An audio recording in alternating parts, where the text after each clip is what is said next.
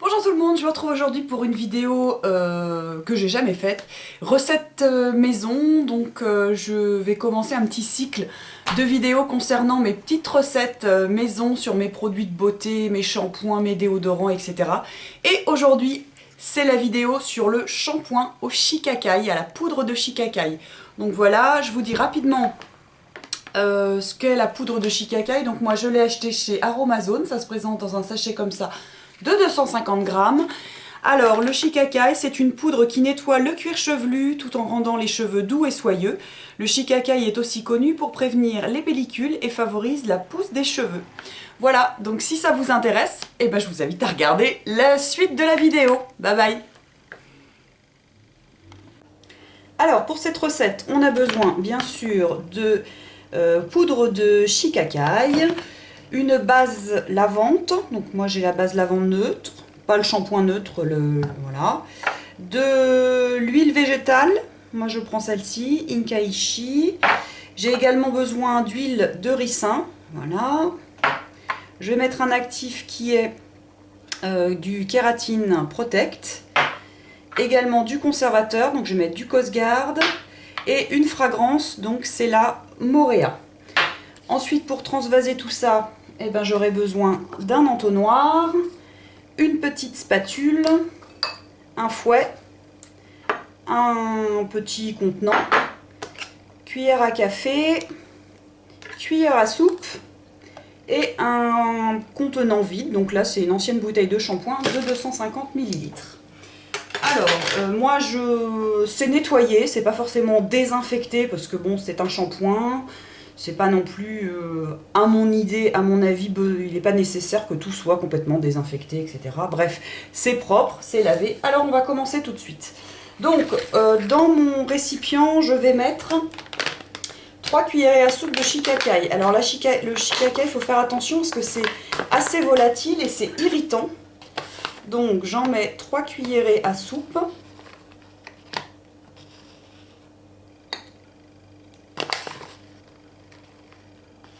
Faut vraiment faire doucement, pas s'amuser à remuer parce que ça vole et ça pique un petit peu.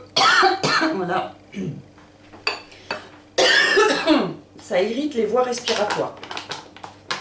Donc on y va doucement. Ensuite, on va rajouter de l'eau. Alors, dans la recette que j'avais notée, on y dit 5 cuillerées à soupe d'eau ou d'hydrolat. Moi, je trouve qu'à chaque fois, c'est trop liquide. Donc, je vais d'abord mettre 3 cuillerées à soupe. Oula, donc là ça fait bien 1,5. Allez, hop. Voilà. Et je mélange jusqu'à ce que ça fasse. Je mélange doucement pour pas que ça vole. Pour que ça fasse une pâte homogène. Voilà. Donc là, on est bien. C'est bien homogène, c'est bien lisse. Voilà.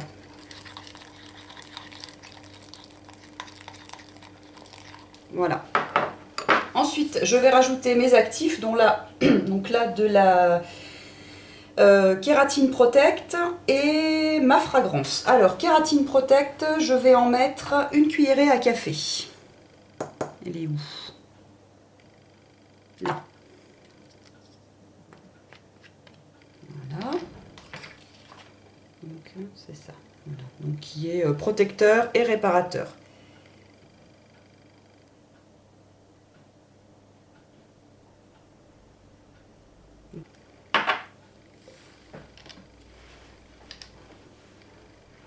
Mon conservateur, donc 8 gouttes.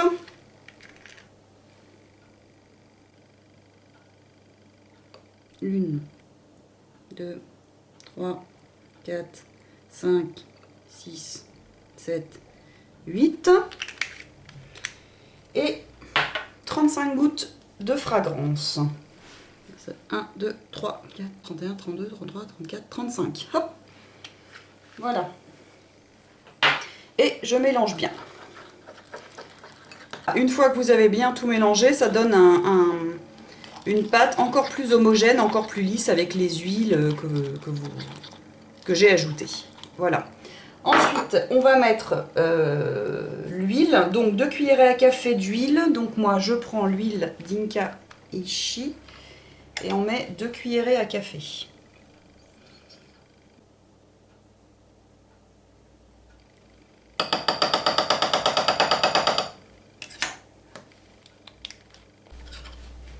Et je mets aussi une de mes cuillerées à café d'huile de ricin. Voilà.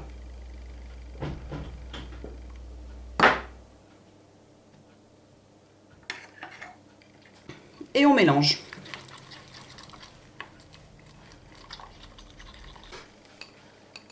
Alors, à ce stade-là, il faut transvaser dans le flacon. Mais vous voyez que c'est assez épais, ça va être un petit peu difficile de transvaser comme ça dans le flacon. Et ensuite, une fois que c'est dans le flacon, on complète avec de la base lavande. Donc moi, ce que je vais faire, c'est que je vais mettre de la base lavande jusque là à peu près dans mon flacon pour que ça puisse correspondre à la contenance. Et ensuite, la base lavande, je vais la retransvaser dans mon mélange. Là, je vais bien tout mélanger et je pourrais mettre la totalité dans mon flacon. Donc, je prends mon flacon, un entonnoir,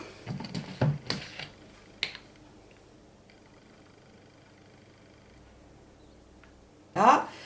Donc, j'ai ma barre et je mets tout dans mon contenant, enfin dans mon petit saladier. Et je mélange bien, ce qui va me donner donc un mélange beaucoup plus fluide que je vais pouvoir ensuite retransvaser dans mon flacon vide.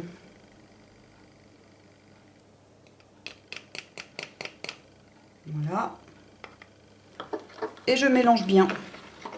Ah, mon mélange est bien liquide et je vais pouvoir tout retransvaser dans mon flacon.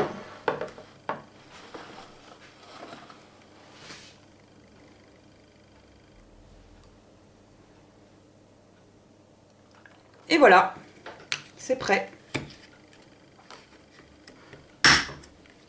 Donc mon shampoing est prêt, donc là le mélange est bien mélangé, évidemment ça va se stabiliser, donc les parties les plus épaisses vont redescendre, donc à chaque fois que vous l'utilisez, il suffit de le secouer un petit peu, mais doucement, pas trop, parce que sinon ça fait un peu de mousse. Voilà, le shampoing est prêt à l'usage. Et voilà. Voilà, j'espère que cette vidéo vous aura plu. Donc moi vraiment j'aime beaucoup ce shampoing qui est assez liquide, mais qui mousse vraiment beaucoup et ça laisse les cheveux très souples, très doux. Et il me permet d'espacer mon shampoing d'une journée par rapport à un shampoing traditionnel. Voilà, j'espère que ça vous aura plu, que ça vous aura peut-être donné envie d'essayer de fabriquer votre shampoing. Je vous dis à bientôt pour une prochaine vidéo. Salut!